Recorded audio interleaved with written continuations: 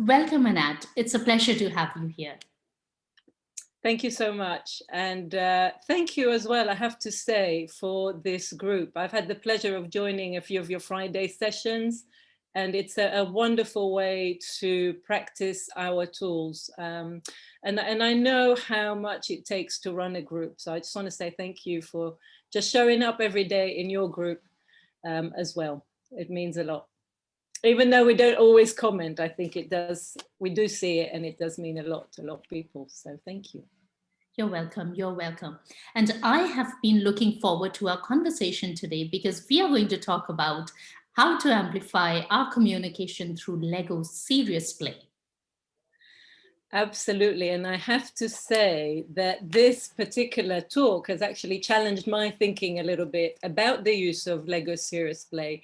So I'm actually doing something that I don't often do and talk for the whole session. And I'll be using some of the props, LegoSeriousPlay props, just as a way of showing everyone how it can augment our communication and also give us a prop.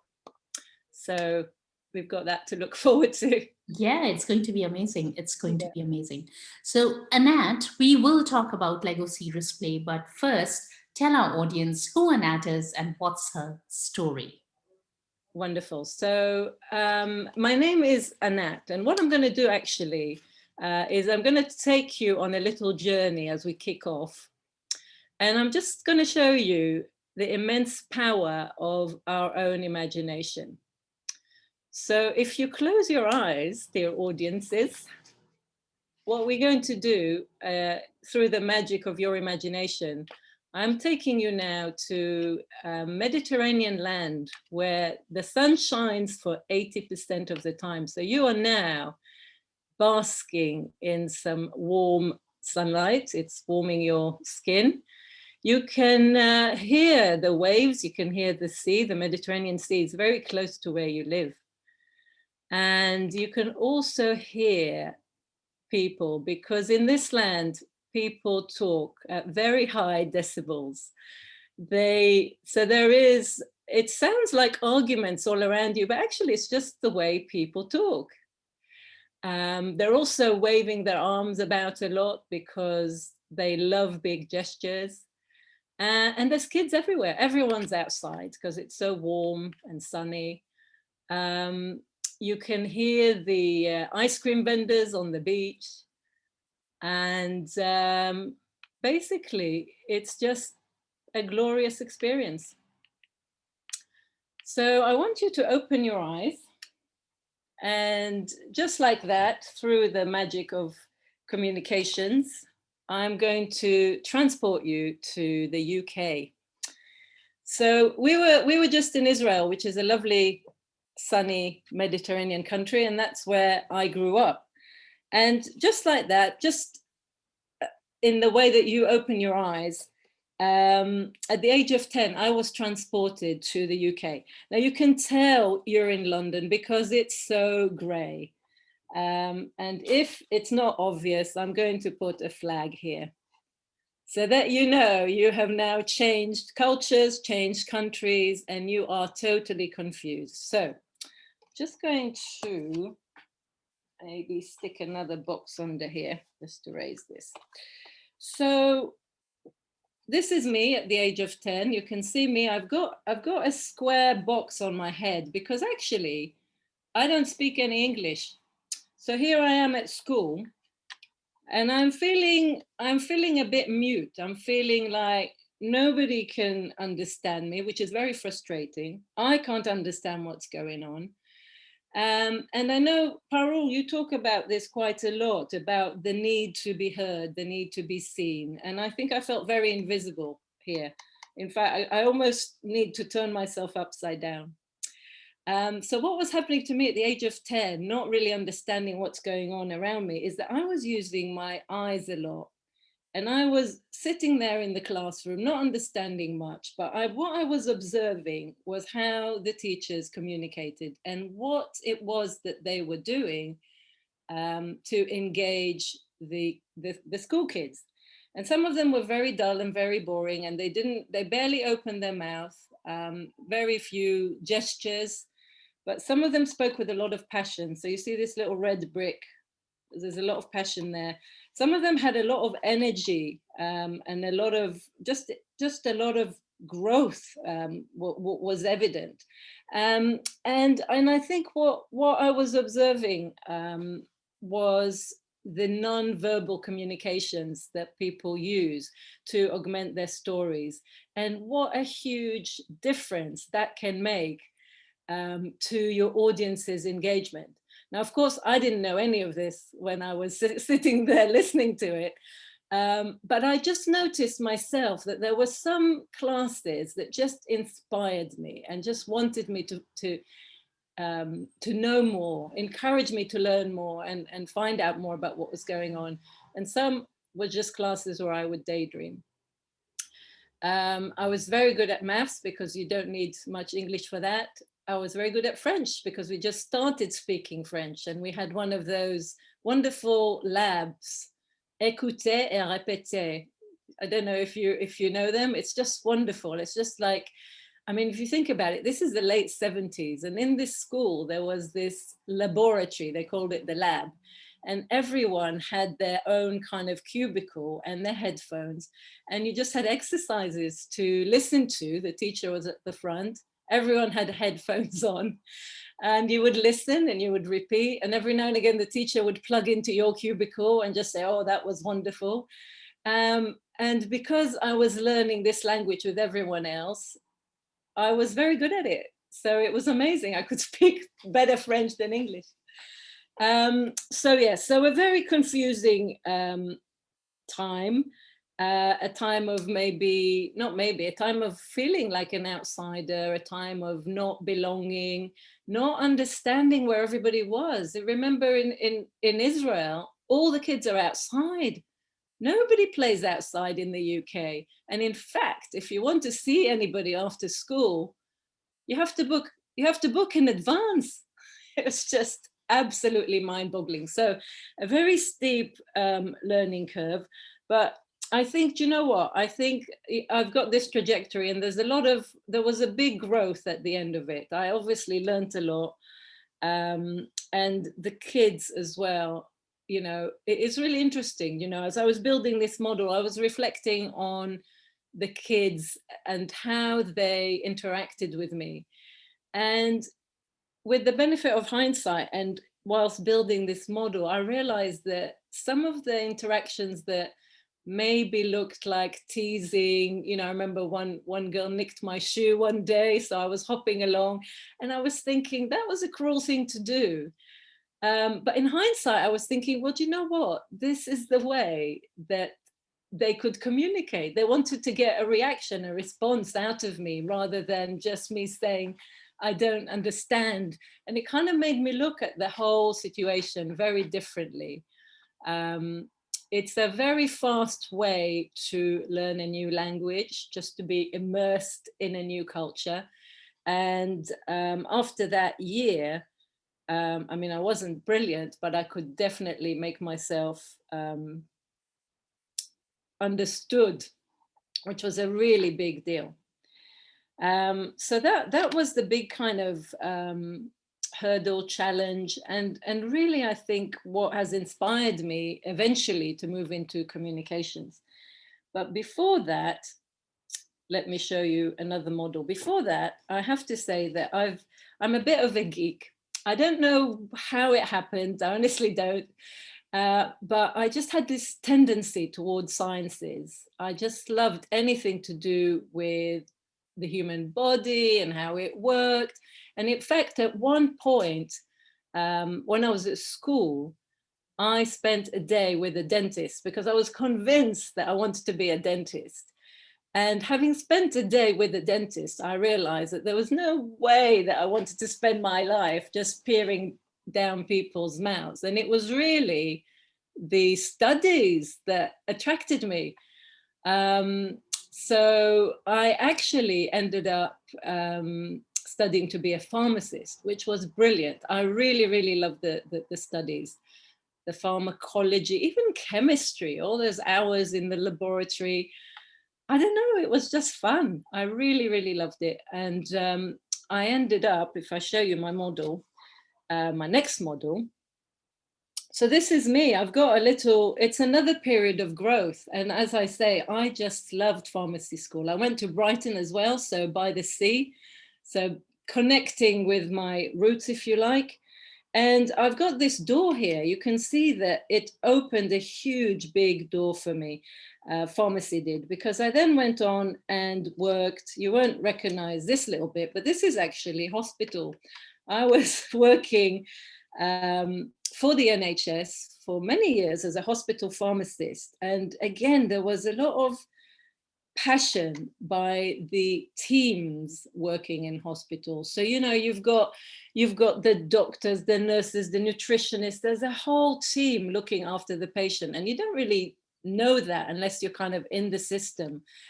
And the other thing that I loved about hospitals was the complexity of the medical conditions that people came in. It was just, you know, the most weird, bizarre ailments that people had. And it was just fascinating. And I think the other thing that appealed to me in hospitals was the number of investigational studies. There are a lot of clinical studies going on in hospital. And I think, I don't know whether it's as a result of that or whether doctors by their nature are kind of innovators. But what was fascinating, there's obviously what you learn at pharmacy school, and then there's the wonderful stuff that happens in hospitals where doctors just use certain drugs in a completely different area that they're designed to be used. And it's that kind of innovation. So, for example, something like dexamethasone, we've heard it quite a lot in the news because it's been used to reduce inflammation in the lungs. Normally used in asthmatics, but all of a sudden, you know, you're kind of seeing it in theaters for brain surgery because it reduces, you know, the swelling of the brain. So absolutely fascinating environment to work in. And to be honest, I think when I was embarking on my pharmacy studies, I wasn't really looking at, again, a bit like the dentist story, I wasn't really looking at what I'd be doing at the end of it. But when I was studying, I kind of thought, well, actually, it's the hospital environment that I want to be in. I never kind of wanted to work at the corner chemist. I just kind of love the teamwork, the complexity. And so I've got this little bit here just to kind of show the optimism of looking outside, the innovation of kind of stretching your neck out, looking outside and doing things differently, which is what the doctors were always kind of doing. Obviously, much to the dismay of pharmaceutical companies because their drugs were not licensed necessarily for that use, but a very exciting time, very exciting period. And at some point, and you will see that this becomes a theme in my life, I kind of figured that this couldn't be everything in life. There had to be a little bit more. And I don't know if you know, but there's this amazing arrangement, there certainly used to be, between a reciprocal arrangement between the UK and Australia and New Zealand. If you're under 28 and you have a profession that is desirable overseas, you can go and work there for up to a year. You don't have to have you know, any special licenses or whatever. I did have to sit an exam. And I guess the reason I knew this is because whilst I was working in hospital, there were a lot of people from Australia, a lot of pharmacists who came over and worked in our hospitals. And they told me of this. I'm like, how come they can come over and work here and just fit in? And they said, no, you can do this. So off I went with a good friend of mine. We gave up our jobs and basically just bought a round the world ticket. We started off in India, which was amazing, carried on and ended up in Australia. So I worked in Australia at two different hospitals. One was in Sydney. So I'm going to change this model, because now we are back to the land of my youth, if you like, because this is the sea, this is me with ice cream, this is people with their body language just completely out there. Let me put it here so you can see it. And it kind of, you know, being in Sydney by the sea just kind of reminded me of being back in Tel Aviv. And a wonderful experience working overseas, connecting with a different culture, different way of doing things. Different drugs are licensed there, much fewer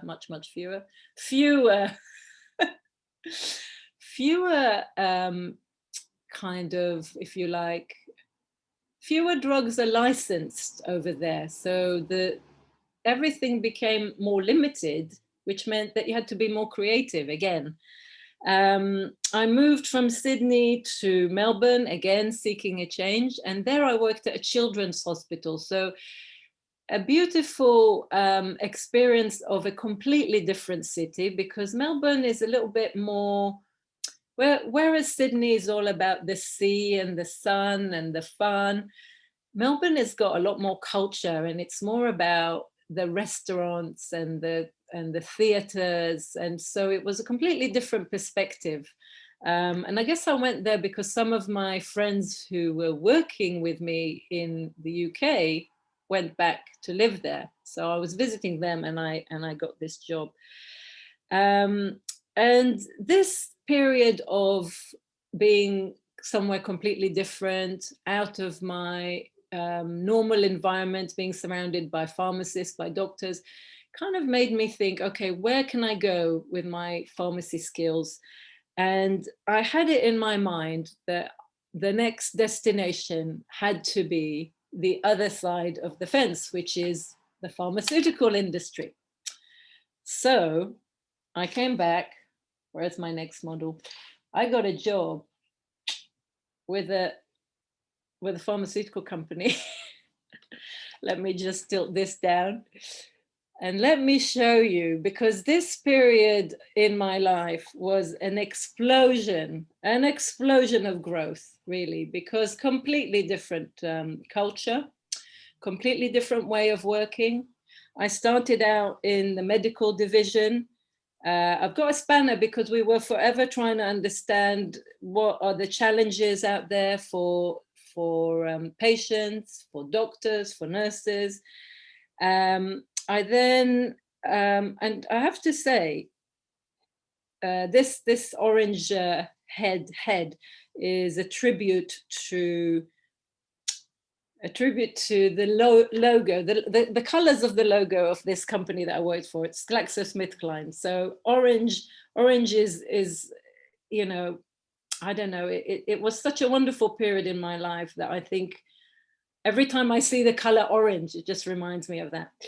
So the thing, again, I think that was inspiring about working for a pharmaceutical company that, again, is passionate about healthcare, about educating patients, but the people that you work with. So again, it's a team effort, and there's a lot of growth because you're working with brilliant people.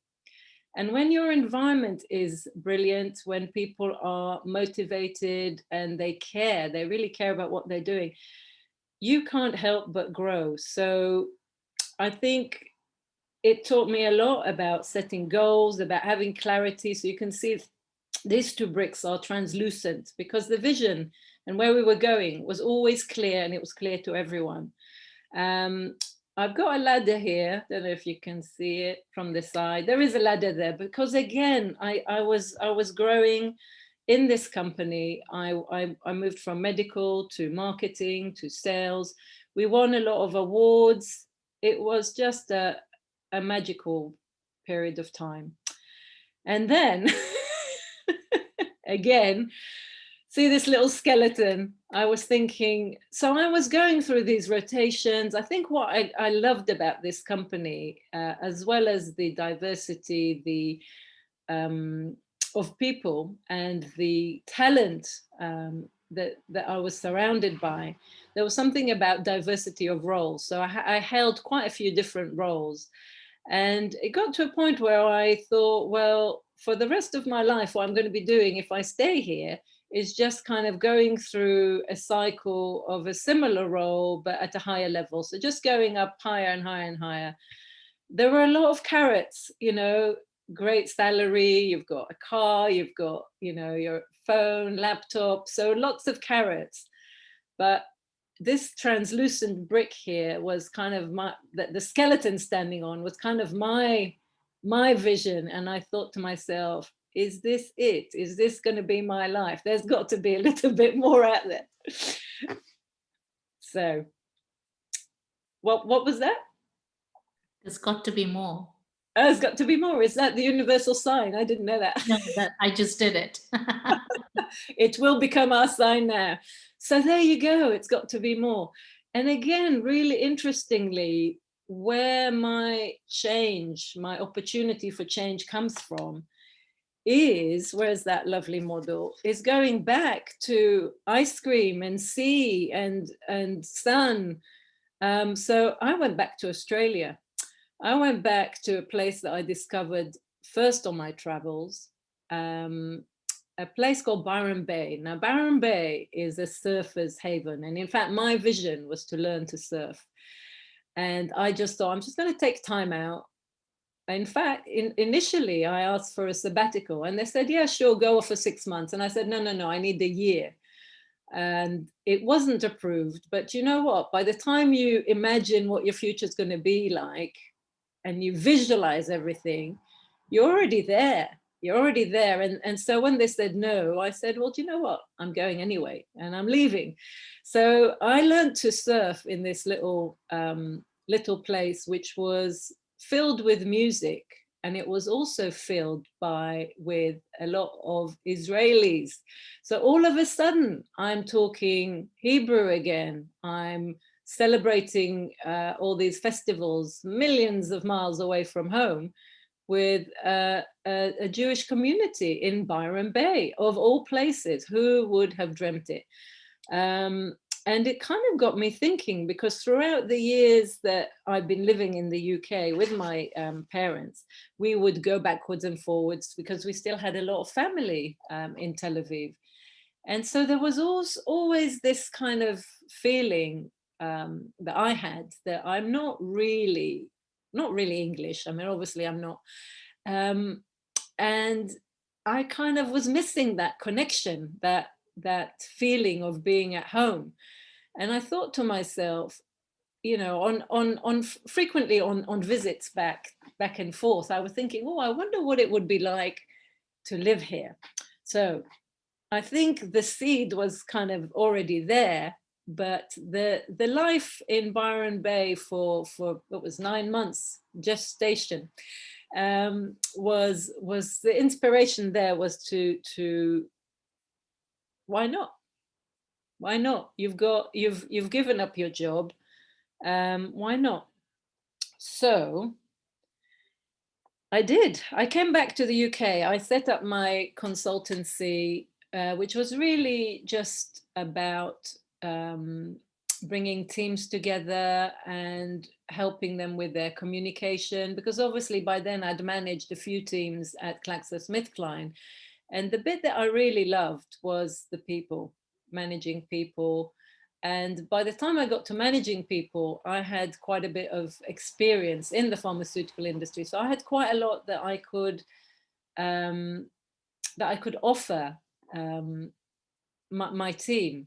And I think that was very inspiring, just to be able to pass on what you know and almost provide shortcuts to your team, enabling them to grow, empowering them by kind of saving them not necessarily failures, but just better ways, you know, helping them learn from your mistakes so that they don't necessarily make them. Yeah. And I realized that was what I enjoyed doing. And I thought, well, do you know what? If this is what you're doing, you can do that. You can do that anyway. You don't have to be in the UK. So I took the opportunity and went back to Tel Aviv. And do you know, I said to myself, I'm just going to have a look. I'm really just going to stay for a few months. And before I knew it, I think I don't know how many years was I there? About, yeah, 10 years. I was there for 10 years. And again, the magical thing in Israel for me, the big draw, as well as obviously the people, connecting with the people, connecting with my roots, which was very, very powerful for me. Realizing that now, I don't know if you have this sensation, but now I got to a point where I'm not really, I don't really belong here. It's not really where I'm connected to. But so much time has passed since I was growing up in Israel. I don't really belong there anymore. So I kind of finding myself. Exactly what you mean. I thought you would. I thought you would. So that yearning for connection, I don't know, in hindsight, was it naive of me to go there thinking that I could connect? I don't know. But it was a very important part of my life. It helped me reconnect with my roots. It helped me establish more connections over there. And it helped me identify what I really want to do, I guess, in my spare time, what makes me happy, as well as the work. I know what makes me happy at work, but this is what do I need outside of work for my own well-being? And one of the things that was a focal point, you live in Tel Aviv, the sea is the focal point. So imagine after work, you just go to the beach and you just have a swim and you just wash the whole day off you. It's amazing. So the sea was my focal point. I would go there most weekends. A weekend in Israel starts Friday afternoon, Saturday's off, and then Sunday you start work again, which is very confusing if you do any business internationally. So I started, first of all, I was windsurfing, then I was kayaking, and I think I really found my place when I started paddleboarding. So this is me on my paddleboard, got my sun hat, and I've got a spanner because you know what? When you're out at sea with your friends at 6 a.m. in the morning before work, and all you can see is the sea, and you're paddling, you are just having a chat with your colleagues, and you are just putting the world to rights. We used to call it our psychology sessions. And yeah, it was just a very magical period in my life for many reasons. As I said, one was connecting with my roots, re-establishing connections with people who I knew, but more importantly with, I guess, who I was. Because, when you are growing in a country and you think that that is what you know and that is all you'll know, and then suddenly you're plucked and you go and that your whole world is changed, there is a bit of curiosity there. I wonder what would have happened if I'd carried on in this trajectory. So I think there was a lot of things that I had to explore and find out. And one of the things I found out is that I'm actually much better in English. Oh, the irony of it, right? But yes, from where am I? So from this to actually saying English is my preferred language. It's my emotional language. It's how I do business better. It's how I prefer to do business in English. And so I think for me, two things happened. One was I was doing a lot more work with my colleagues overseas. And the other thing that happened is that my mum, who by this stage was on her own because my dad passed away whilst I was in Israel, her health was declining. And I kept going backwards and forwards. And then I thought, this is really hard. It's really hard for my sister who lives in the UK. So she was the only person looking after mum. It's really hard for me. I was feeling I really want to be in the UK. And obviously really hard for mum. I've also got a brother who lives in Tel Aviv, not in Tel Aviv, just north of, but I don't know if it's a man thing or whether it's just the way that he is, but it didn't seem to bother him too much. So I came back after 10 years, I came back to the UK. And I was very lucky because I actually, I met a lovely couple in Australia, actually, when I was in Byron Bay. I stayed with them in Hampstead, and because they've got a spare room.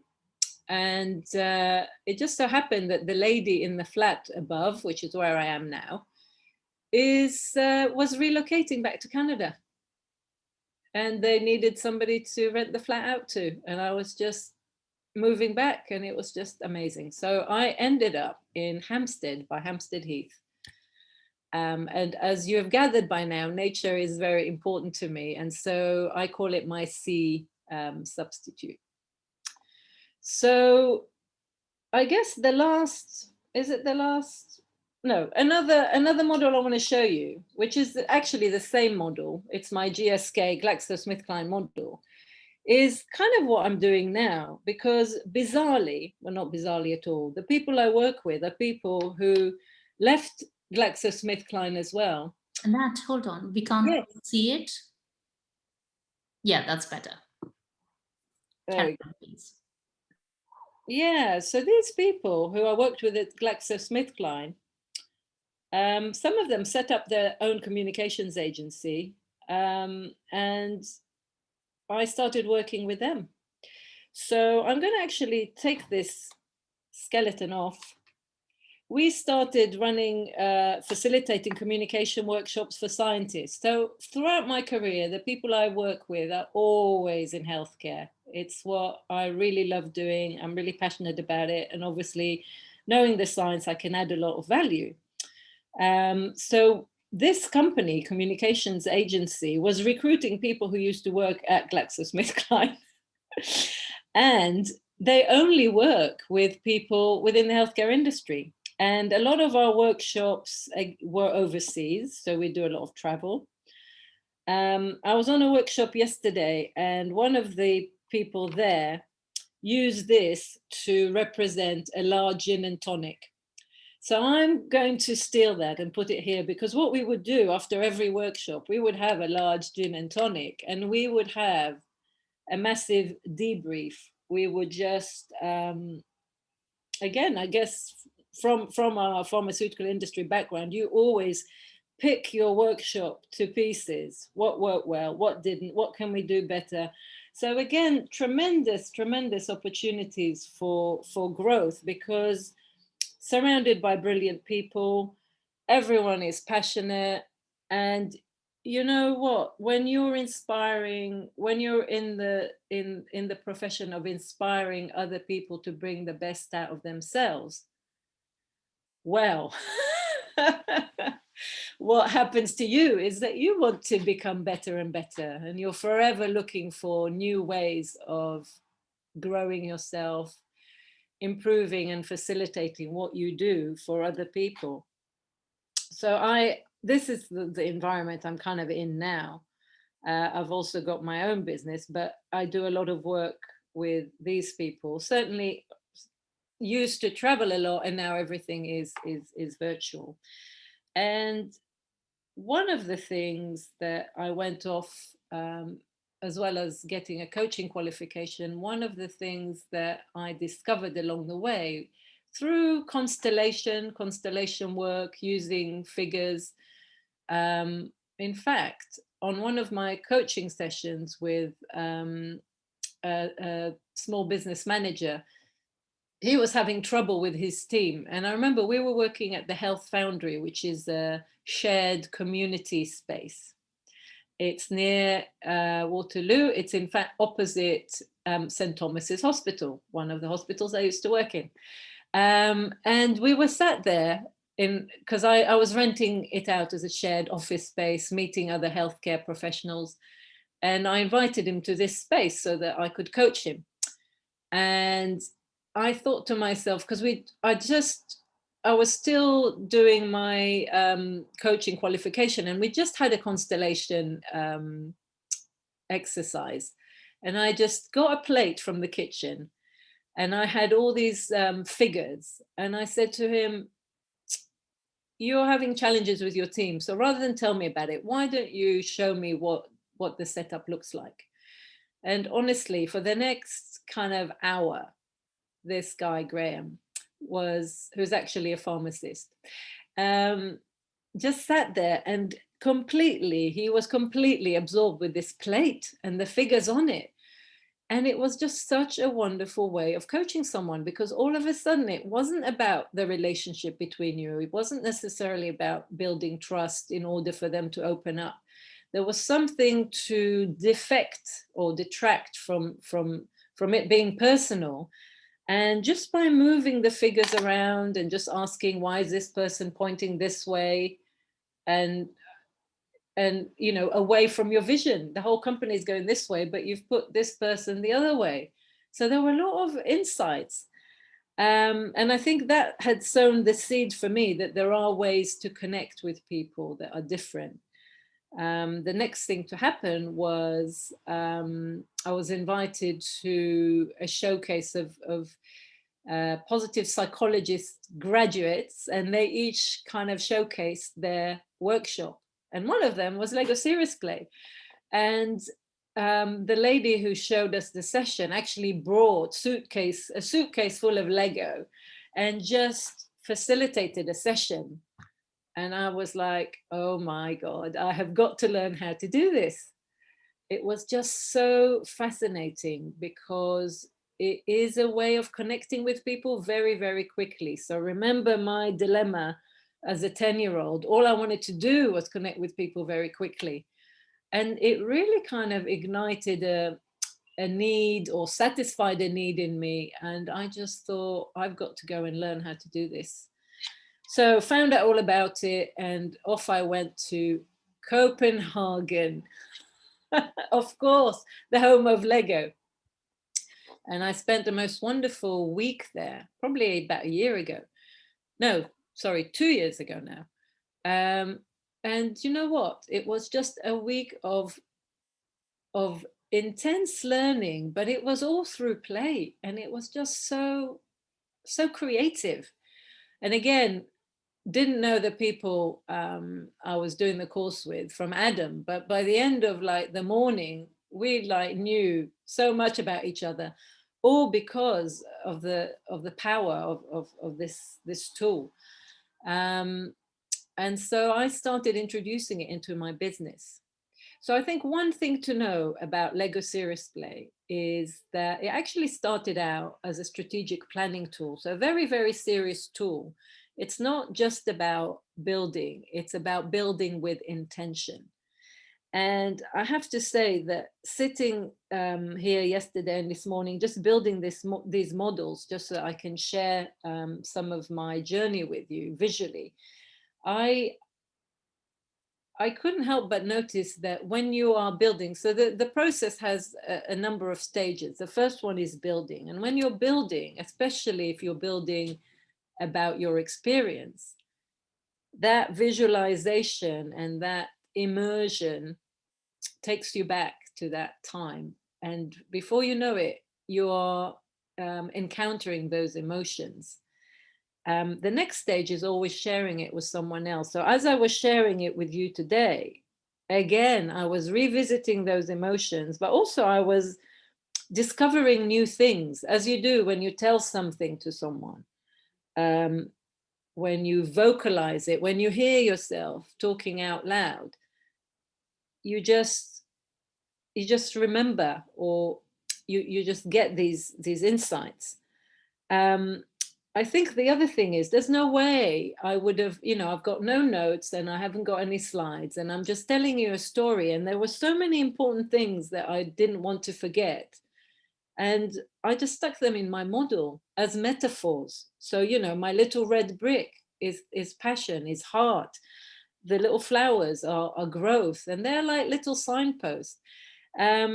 So this little tool is actually a brilliant prop. And I've seen the shyest of kids spend 5 minutes reflecting, building what they want to say, and then just using the prop. Because the other thing, as you notice, when I was explaining stuff to you and showing you the model, you didn't see me. So it's not about me, it's about the model. So I think what next follows is a period of reflection. So after this session, I will probably be sitting down and thinking, okay, what emerged for me? out of this. And normally in a session, you'll be asking me questions about the model, like what is this cup and why is this brick clear? Is there a significance? And then this is a lovely way of helping me explore a little bit further some of the subconscious meaning. So it's a brilliant tool for coaching. But I think what I really wanted to say was that one of the wonderful things about LegoSeriousPlay is that whereas initially the training and all the intellectual property rights were owned by the Lego company, after a while they kind of said, do you know what, we're not a training company, we don't want to be training people about this tool, we want to sell you Lego bricks. So do you know what, we will sell you the bricks. We've got there are special exploration packs. They're called LegoSeriousPlay exploration packs. And, they've got specific bricks in there that lend themselves to metaphors. And we'll sell you the bricks, but what we're going to do is we're going to make this whole tool an open resource, open source, which means that once you've learned the basics, once you know how to facilitate with LegoSeriousPlay or how to coach with LegoSeriousPlay, whatever your business is, you just take it to your business and mold it and do with it what you like.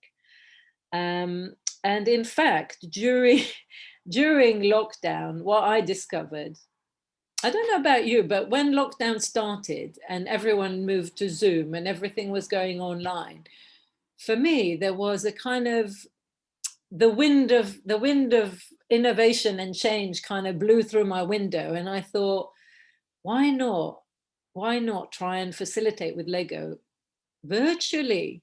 I would have never thought of it normally, but there's something about A, the wind of change, and B, the perception that everybody sitting on the other side of the screen was hungry for something.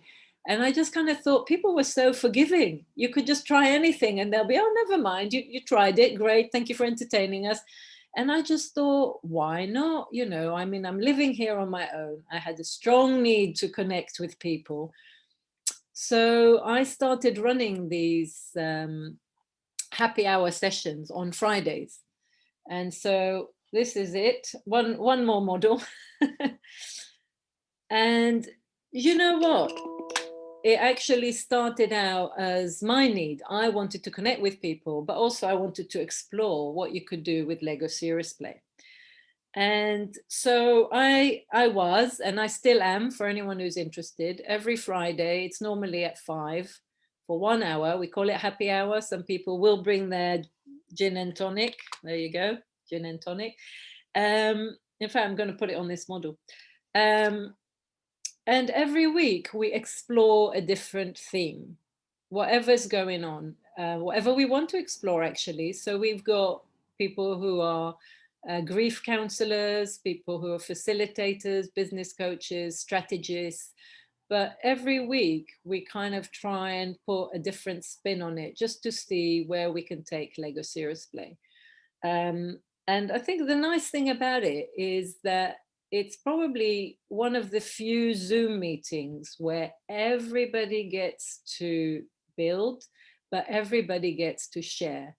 So if everybody gets to share, it means that it's a great equalizer. Everybody has a share of voice. It doesn't matter if you're a reflector or an extrovert. Often in Zoom meetings, by the time you've thought of what you want to say, the extroverts have already said it and you've moved on. But here, everybody has to reflect because you're building with intention for 5 minutes and then everybody shares. And just like today, you've given me the gift of just talking and talking, but you're listening to me. And that is a great gift to give someone. And so everybody gets to be heard at these meetings. And I think one of the byproducts of this meeting, which wasn't I never kind of thought about it, but one of the things that happened is that people would come away and they'd say to me, Anat, do you know, that was so relaxing. I feel so refreshed, so recharged. And And so we then took it to a well-being place, which I'll tell you about in a minute because it's one of my offerings. But let me just show you my model for what has been happening with these happy hours. So these happy hours have really, again, a great opportunity for growth, innovation. We do a lot of digging. So I've got a spade here. Because we are forever exploring. If it's not your own mind, you're exploring a new technique, a new method, a new topic. It's been a great window onto the world because it has enabled me to connect. I've got people coming from the States, from New Zealand, people getting up at God knows whatever hour in the morning to join, somebody in India. It's meant that we've stuck our neck out. We're looking at doing things differently. And it's been a treasure trove. This is kind of full of gold, but I think it's a different kind of gold. I'm not talking about monetary gold because these sessions are free. I think the value is in having a dialogue with other people with different opinions. And you know what it is? It's the play. It's the element of play that disarms everybody. It disarms your brain. So all those I can't do and it's not good enough or I'm not good enough or it's not possible, that all goes out the window because you're playing. And when we play, our brain is just in that mode where there are opportunities and it's very disarming. So people end up sharing the deepest of subconscious, not necessarily secrets, but things that you wouldn't normally hear. So you get to build that intimacy in a very, very short time with people. And I think that's sometimes what we try and do when we communicate, but, verbally, this enables you to go down to a deeper level. So as you can see, I can talk about it until the cows come home. It's really transformed my practice. It's transformed my life in the sense that I've been connecting with people differently. But I think, it all goes back to that inner childish, or not childish, but childhood need to connect with people, to be understood, to tell them what I feel. And this is very emotive. It's great for kids as well, connecting with kids. So rather than, what happened to you at school today and getting a grunt, you say, build me a model to show me what was the best thing that happened today. And then they'll do it and they'll tell you the most amazing things. So it's a great way of connecting. And I think that is what is important to me. So, yeah, I think I'm ready for a question. Thank you, Anat. Thank you. That was a delightful story and beautiful demonstration of Lego Serious Play. Thank you. So tell us a little bit more about these happy hours. Can anyone join you? Yes, so that's a great question. Thank you. So these happy hours that I have, anybody who wants to join basically can do. Just drop me a little email. I'll add you to my. I've got a regular newsletter going every week, telling you everything about Lego Serious Play, but more importantly, what's coming up in the session. And I think inspired by this Friday's session is going to be about storytelling. So how can we use Lego Serious Play to simplify our complex story and tell it in a simple model? So every Friday, and it's mainly, I tell you, it's mainly for facilitators and coaches, because I don't teach how to facilitate, but I certainly will give you a taste of what you can do with it. You just need to have Lego bricks. So that's the Friday sessions. The other thing I want to tell you about is a little well-being pack that I've put together, inspired by Paul, I think, partly. I think Paul was on your Paul is here right now. Oh, hello, Paul. So and Jill is also here. Yeah, I don't know who's on. I can't see. So it's lovely. Paul and Jill who have joined us. Oh, hello, Jill. Hello, Paul. Thank you for joining us. And I think for those of you who don't know Paul it probably still is a commercial airline pilot, but he's not working as one. And obviously as an airline pilot, Paul has been exposed to the unimaginable of stresses and has amazing tools, techniques at his fingertips, which he's sharing with the world at the moment. And one of his techniques is based on putting your own oxygen mask on first before, yes, lovely, before you can look after anybody else. And one of the things that he talks about is giving yourself just 7 minutes to change, just for yourself, to change your mindset, to help you unwind, relax, give back time to you. And we know that mindfulness is actually one of the building blocks, if you like, of well-being. So mindful of the challenges that people are going through at the moment, I've decided that I wanted to donate to Mind, the mental health charity. So I have put together a little kit. So the kit contains this wonderful pack, 49 bricks, and I've put together a little instruction postcard of how you can change your own mindset in just those 7 minutes. So this technique that Paul's talking about, this is one little thing that you can do. You can be very mindful building, and there are instructions for the build, because as I was saying, LegoSeriousPlay is not just building, there's always an intention.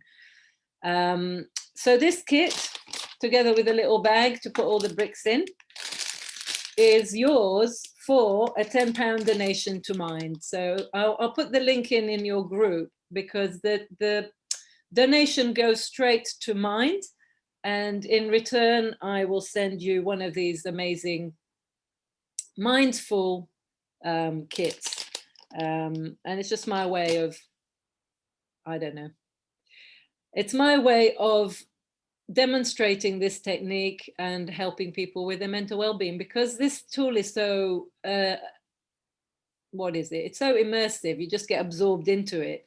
It's very easy to forget the stress, the troubles you're in. And it actually also, because you're building continuously with your hands, it actually helps you be more creative. So people have said to me, in fact, I ran a session with a PR, a lovely, lovely new PR healthcare communications agency yesterday. And they were saying to me that after the session, they engaged in a creative exercise that was just so simple, because it felt like the creative channels had been opened. So I think it does that. There's a lot of stuff I still don't understand about how it works, and I'm still exploring it, but I think there is a lot of magic there. So Yeah, I would like one of those. And Paul has a comment here. He's saying, this is such a fantastic initiative. It'll make a huge difference to the people who take part.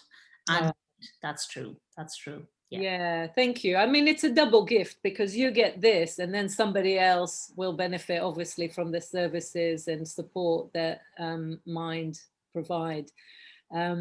And it's been funny, because people have been gifting them. So a friend of mine had sent, she lives in the US, and she had sent 6 of these to her friends in the UK.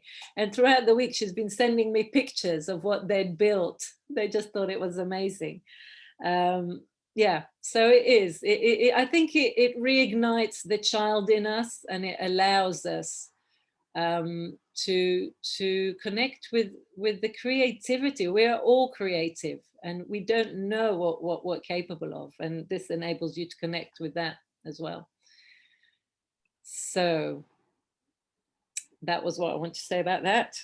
And as I say, I can carry on. Any other questions for me, Parul? I have a comment for you here from Angie, and Angie is saying, amazing, Anat. Thank you. I have gifted to friends and they love it. Ah, well, great that you're watching, Angie. And Angie is the person I was talking about. She's the one who's gifted it to friends and has then sent me the pictures. And I've yeah, the most amazing creations that people you know, have made with just a few simple bricks, because it kind of triggers your imagination. So I think I'm going to do that too. I'm going to buy these kits from you and use them as gifts. Oh, what a lovely idea. Do you know what? There's something about receiving this in the post. It is very joyful, very colorful.